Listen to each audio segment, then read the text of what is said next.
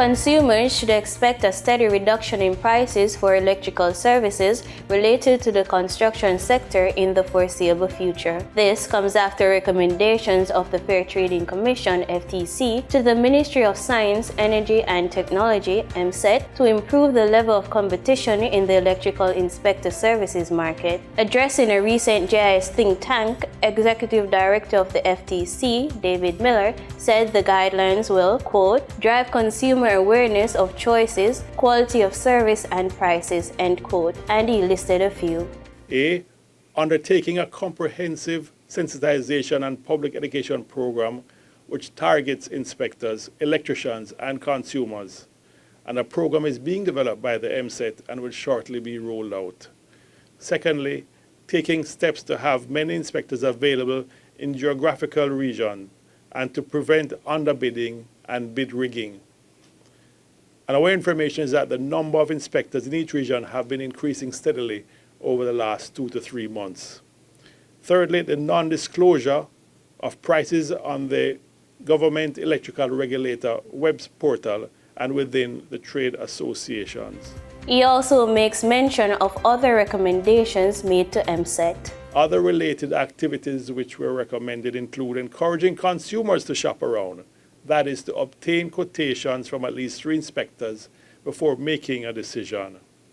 Secondly, advising the inspectors that they should provide relevant and material information to consumers, as this is a requirement of the Fair Competition Act. Thirdly, not to encourage discussion on prices by inspectors, as these discussions and the Trade Inspectors Association should be limited to quality of service and registration issues and not to prices. Mr. Miller went on to advise future trade associations on what to do to avoid breaching the Fair Competitions Act. We will advise the trade association that it should refrain from discussing or comparing prices, as this may amount to collusion or price fixing, which is in breach of the Fair Competition Act. And lastly, take steps to limit the likelihood of underbidding by inspectors to obtain a job by advising inspectors that their final price should not vary materially from their quotation. By doing this, Mr. Miller says he expects a reduction in costs in the construction sector. Now for your market updates. In foreign exchange trading for Friday, June 10, the US dollar sold for an average of $153.86. The Canadian dollar ended trading at $120.54. The pound sterling traded for $192.84, and the euro sold for an average of $163.29.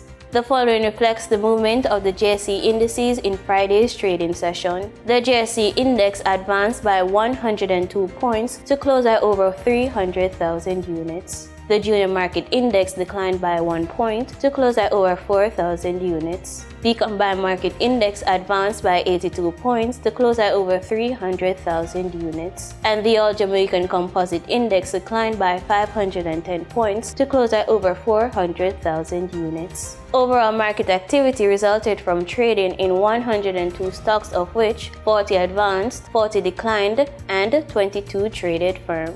Stocks advanced for Barita Investments Limited, Blue Power Group Limited, and Caribbean Assurance Brokers Limited.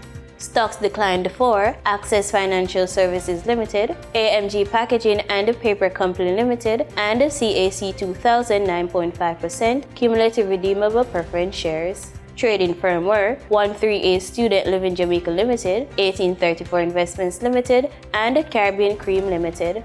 The following companies represent the overall volume leaders. JMMB Group Limited 7.35% cumulative redeemable preference share with over 27 million units, Jamaica Boilers Group and JFE Limited with over 1 million units. In regional stocks, in Trinidad and Tobago, Clico Investment Fund was the sole security trading 444 shares. On the Barbados Stock Exchange, Goddard Enterprises Limited was the volume leader with 40,000 shares, followed by Epic Caribbean Property Fund Value Fund with 10,000 shares, and First Caribbean International Bank, which traded 118 shares.